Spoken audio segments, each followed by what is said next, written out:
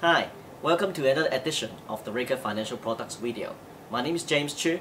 I'm the head of product development here at Reyker.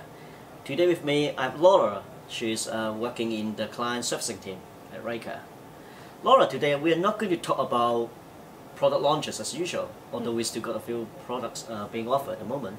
Yeah, not talking about any specific launches, but I would like to just have a discussion about how structured products have been for Reyker and in general over the past year. So, Okay. in your words, could you summarise that?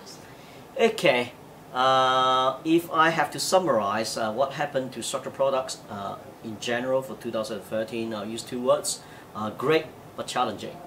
Great in a way that everyone, a lot of people, not everyone, but a lot of people were expecting that actually structured products may be affected by retail distribution review, the RDR, because advisors need to start charging fees.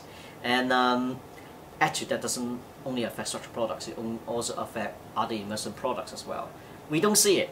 I don't think the industry sees it in general. Volume has been up a bit compared to 2012, at least that's how we see it. But bear in mind, a lot of this sales increase in 2013 was driven by maturing products. There are a lot of kickouts this year because market has been up this year.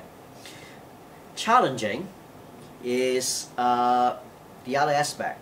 Why is challenging? Because rates have been low, volatility has been low, so it's quite difficult for us to get products that have attractive returns, especially compared to what happened in 2012. So that's challenging. Pricing environment has been tough.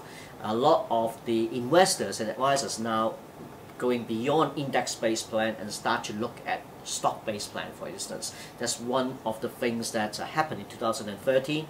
And we also see a lot of people with some interesting innovations like using multiple counterparties. Challenging is for people like, to do structured products in 2013. But as I said, it's been great for us.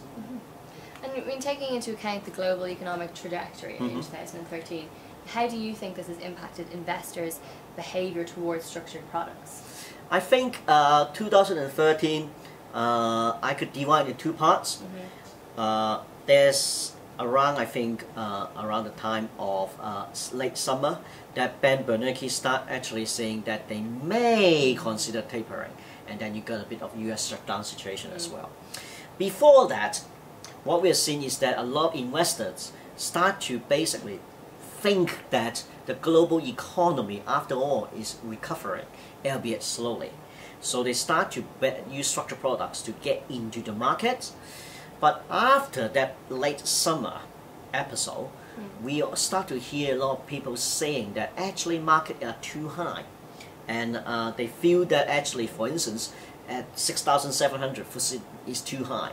So with that, so investors get a little bit cautious after those comments from Bernanke because of potential downside in the market, and they start to look at some structured products with defensive strategies, or use stock-based product with stocks that have been underperforming the general market.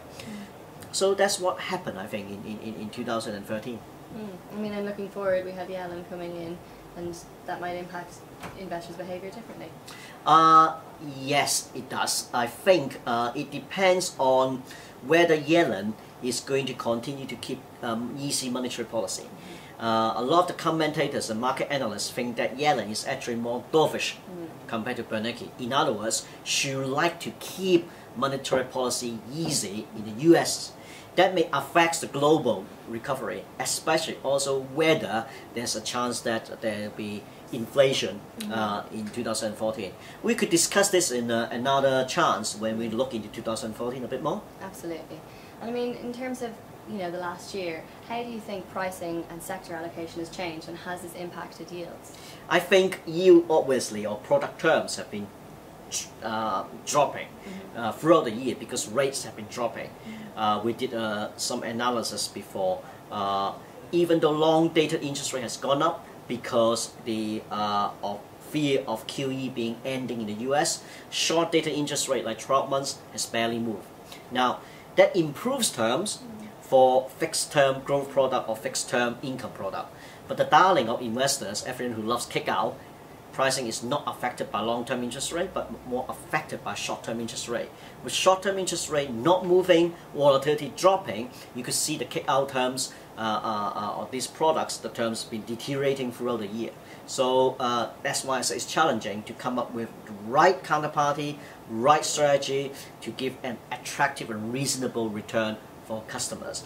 And therefore, as I emphasize again, there were advisors and clients who start looking at stock-based product because that's the only other way that could generate interesting return.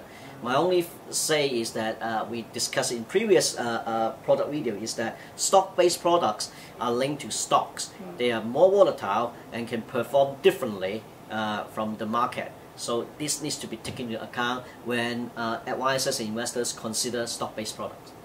Okay, great. Well, thank you very much, James, and thank you all for listening.